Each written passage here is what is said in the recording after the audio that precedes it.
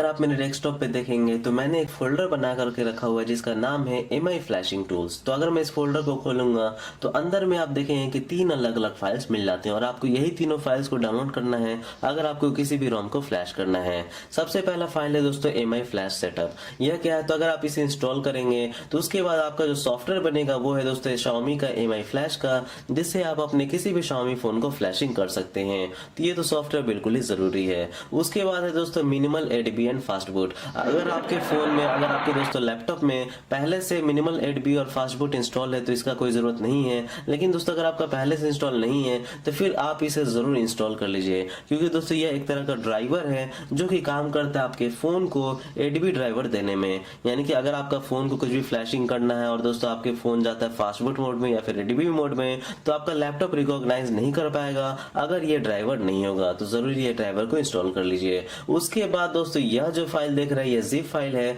जो कि हमारा फास्ट बूट रोम है। जी हाँ दोस्तों, हमें जरूरत पड़ती है फास्ट बूट रोम की अगर हमें फ्लैशिंग करना है। तो यहाँ पे आप देखेंगे कि यूजीजी ग्लोबल इमेजेस लिखा हुआ है और दोस्तों इसकी साइज लगभग 2 GB के आसपास है। अब मैं आपको बता दूं कि यह है Redmi Y1 का फास्ट बूट रोम जिसे मैं फ्लैश करने वाला हूँ। अब दोस्तों यहाँ पे आपको बता दूं कि आखिर ये फास्ट बूट रोम को कैसे डाउनलोड करना है। हालांकि दोस्तों इन दोनों की लिंक तो मैं दे दूंगा डिस्क्रिप्शन में, लेकिन फास्ट बूट रोम हमेशा अपडेट होते रहते हैं, हर हफ्ते या फिर हर महीने अपडेट होते रहते हैं। इसलिए दोस्तों आपको जरूरत हो जाता है सोर्स जानना कि आखिर कैसे हमें अपडेट करना है। तो दोस्तों फास्ट बूट रोम डाउनलोड करने के लिए आपको जाना होगा c.mi.com में, जो कि दोस्तों हमारा कम्युनिटी है जो कि इंडिया के लिए स्पेशली बनाई गई है एमआई का साइट। तो ये कम्युनिटी है। अब यहाँ पे आप जाएंगे तो यहाँ पे एक सेक्शन मिल जाता है MIUI का।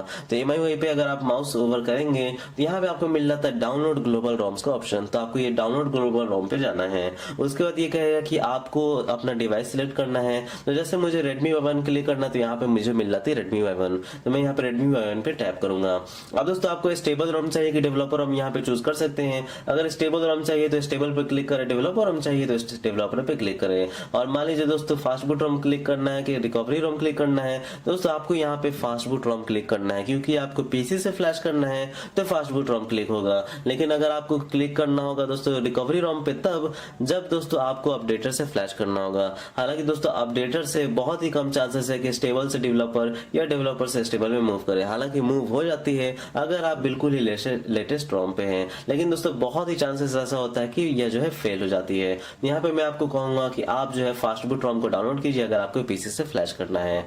तो उसके बाद दोस्तों हम लोग इस पे टैप करेंगे तो डाउनलोड से शुरू हो जाएगा। उसके बाद दोस्तों डाउनलोड होने के बाद आपको कुछ इस तरह की जो फाइल है वो मिल जाएगी, जो कि मुझे यहाँ पे मिली है। अब हमें क्या करना है, तो इस फाइल को एक्सट्रैक्ट करना है। तो एक्सट्रैक्ट करके कहाँ रखना है, तो सबसे पहले तो दोस्तों चलिए हम लोग एक्सट्रैक्ट कर लेते हैं, एक्सट्रैक्ट टू यूजीजी। अब दोस्तों एक्सट्रैक्ट करने के लिए आपको जरूरत पड़ेगा WinRAR का। जी हाँ दोस्तों, WinRAR का जरूरत पड़ सकता है क्योंकि दोस्तों ये .tar फाइल में होगा, क्योंकि ये फास्ट बूट फाइल है। तो WinRAR ही इसे एक्सट्रैक्ट कर सकता है। तो WinRAR कैसे डाउनलोड करना है तो उसकी भी लिंक मैं छोड़ दूंगा डिस्क्रिप्शन में, आप वहां से WinRAR डाउनलोड कर सकते हैं। चाहे आपका 32 बिट का पीसी हो, चाहे आपका 64 बिट का पीसी हो, आप वहां से WinRAR को डाउनलोड कर सकते हैं। लिंक मिल जाएगी डिस्क्रिप्शन में। अब दोस्तों जैसे ही एक्सट्रैक्ट हो जाएगा तो यहाँ पे आप देखेंगे कि एक फोल्डर निकलेगा और यह फोल्डर के अंदर दोस्तों आप देख सकते हैं कुछ इस तरह का फाइल्स रहेगा। और यह जो फाइल्स है दोस्तों यह है फ्लैश ऑल और ये सब है जो दोस्तों जो कि हमें फ्लैशिंग को इनेबल कर देता है। लेकिन दोस्तों यहाँ पे आपको कुछ बातों का सबसे पहले ध्यान रखना है। सबसे पहला बात का यह ध्यान रखना है दोस्तों कि यह जो फोल्डर है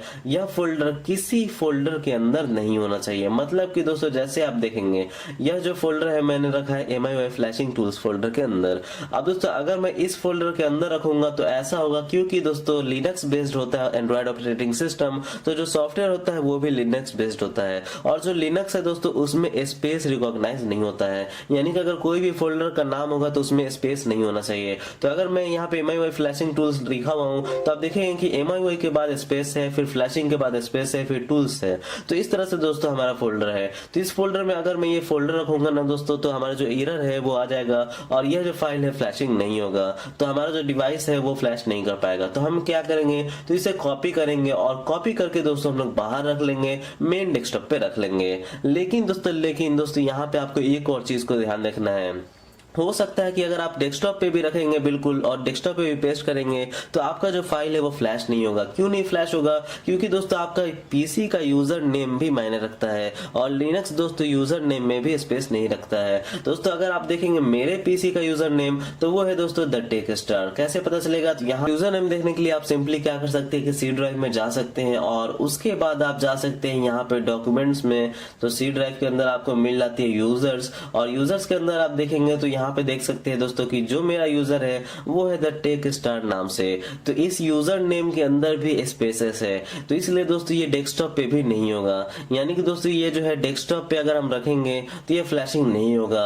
या फिर दोस्तों अगर मैं सी ड्राइव में कहीं पर भी रखूं तो ये फ्लैशिंग नहीं होगा। तो दोस्तों एक ही उपाय बच जाता है कि हमारे पास कोई दूसरा ड्राइव है उसी के अंदर हम लोग इस फाइल को पेस्ट करें। तो या तो डी ड्राइव है, ई ड्राइव है, जो भी आपके पास है उस ड्राइव के अंदर आप जाकर के पेस्ट करें, वरना ये फ्लैशिंग नहीं होगा। तो मैं ये जो फाइल है वो मैं यहाँ पे पेस्ट करूंगा डी ड्राइव के अंदर और उसी के अंदर दोस्तों ये जो फाइल है वो पूरी की पूरी पेस्ट होगी। अब यहाँ पे आप देख सकते हैं कि मैं ऑलरेडी यहाँ पे Redmi Note 4 का रखा हुआ हूँ क्योंकि मुझे Redmi Note 4 जब भी फ्लैश करना होता था तो मैं डी ड्राइव में ही अपने फोल्डर को रख करके करता था। क्योंकि दोस्तों ऐसा इसलिए क्योंकि मेरा जो यूजर नेम है उस यूजर नेम में स्पेसेस है, इसलिए डेस्कटॉप भी नहीं लेगा, डेस्कटॉप पे भी मेरा जो फ्लैशिंग है नहीं होगा, इसलिए एरर जो है आ जाता होगा आपको। तो यहाँ पे स्पेसेस पे जरूर ध्यान दें। अगर आपके यूजर नेम में या फिर फोल्डर नेम में स्पेसेस है तो उन स्पेसेस को हटा दीजिए और हो सकता है तो ज्यादा दोस्तों डी ड्राइव में फ्लैशिंग कीजिए।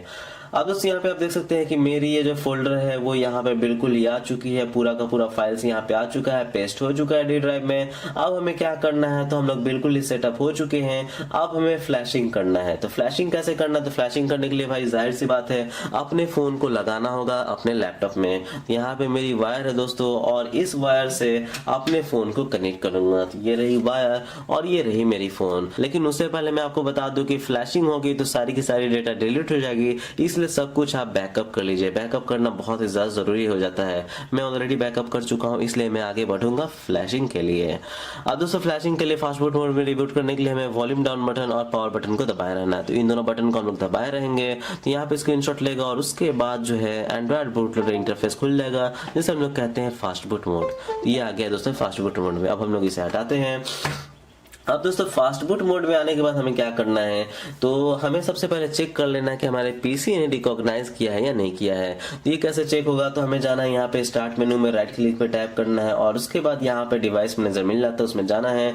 और डिवाइस मैनेजर में जाने के बाद दोस्तों यहाँ पे खुल रहा है हमारा डिवाइस मैनेजर। खुल जा खुल जा खुल जा। तो डिवाइस मैनेजर में जाने के बाद दोस्तों यहाँ पे देखना है कि एंड्रॉइड फोन आया है या नहीं आया है। अगर आ गया है तो बहुत ही अच्छी बात है, अगर नहीं आया है तो आपने जरूर एडीबी ड्राइवर को अच्छे से इंस्टॉल नहीं किया है। दोस्तों आप एक काम कर सकते हैं, यहाँ पे राइट क्लिक कर सकते हैं और इंटरनेट से कनेक्टेड रहते वक्त दोस्तों आप क्लिक कर सकते हैं स्कैन फॉर हार्डवेयर चेंजेस। तो अगर आप ऐसा करेंगे तो उसके बाद स्कैनिंग होगी और उसके बाद अगर आपका कोई भी ड्राइवर मिसिंग होगा तो वो दोस्तों ऑटोमेटिकली इंस्टॉल हो जाएगा अगर आप इंटरनेट से कनेक्टेड हैं। अब दोस्तों उसके बाद हमें क्या करना है? तो अब आपको जो है एमआई के फ्लैश टूल को खोलना है जो आपने इंस्टॉल किया था। जी हाँ दोस्तों, अगर हम लोग ये एमआई का फ्लैश सेटअप को इंस्टॉल किए रहेंगे तो ये जो एमआई का फ्लैश टूल है ये आ जाएगा। तो इस पे हमें डबल टैप करना है और यस करना है। उसके बाद हमें क्या करना है?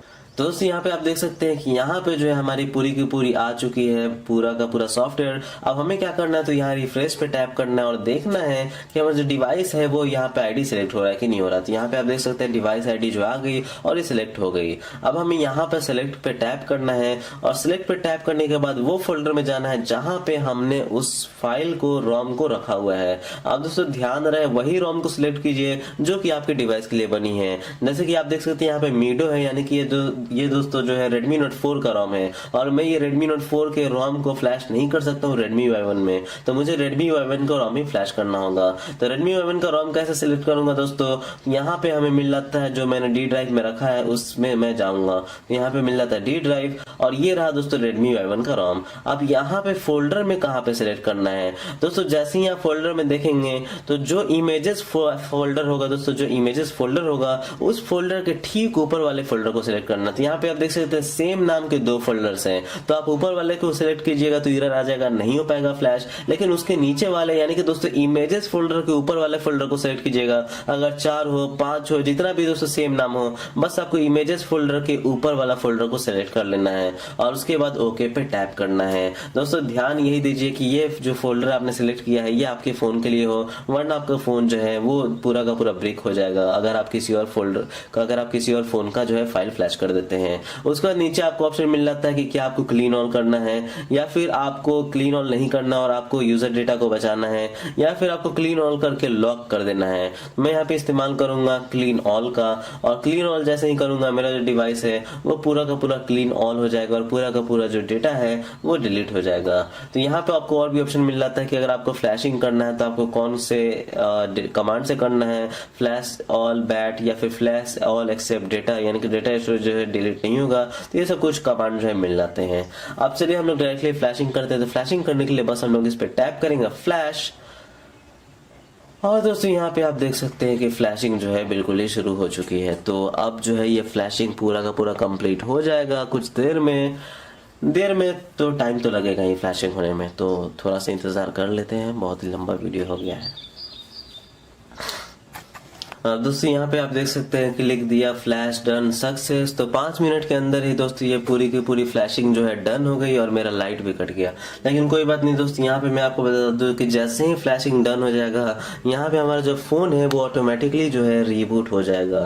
तो आप इसके लिए टेंशन ना लें, रीबूट होने दो। रीबूट होने में काफी ज्यादा टाइम जो है वो लग सकता है। अब यहाँ पे एक और बात मैं आपको कहना चाहूंगा कि अगर रिबूट नहीं होगा तो आप पावर बटन को दबाए रहिए, उसके बाद खुद से रिबूट कर लीजिए, इसमें कोई प्रॉब्लम नहीं है। तो चलिए रिबूट होने के बाद देखते हैं कि क्या ये फ्लैशिंग हुई है या नहीं हुई है।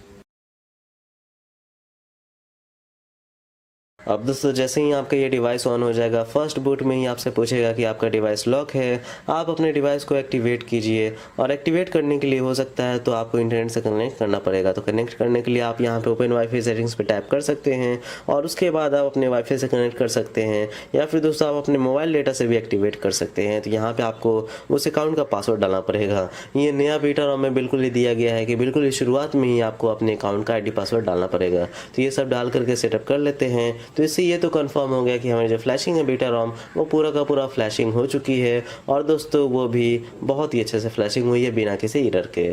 तो ये है मेरा Xiaomi Redmi Y1 जो कि पूरी की पूरी फ्लैशिंग हो चुकी है। चलिए सेटिंग्स में चल करके देख लेते हैं। यहाँ पे अबाउट फ़ोन में तो आप देखें कि Redmi Y1 Android 7.1.2 नोगट और 1 मार्च 2018 का एंड्रॉयड सिक्योरिटी पैच लेवल है। MIUI वर्जन है 8.3.22 जो कि बिल्कुल ही नया है, और ये सब कुछ चीज़ें हैं जो कि इसमें हमें मिल जाती हैं।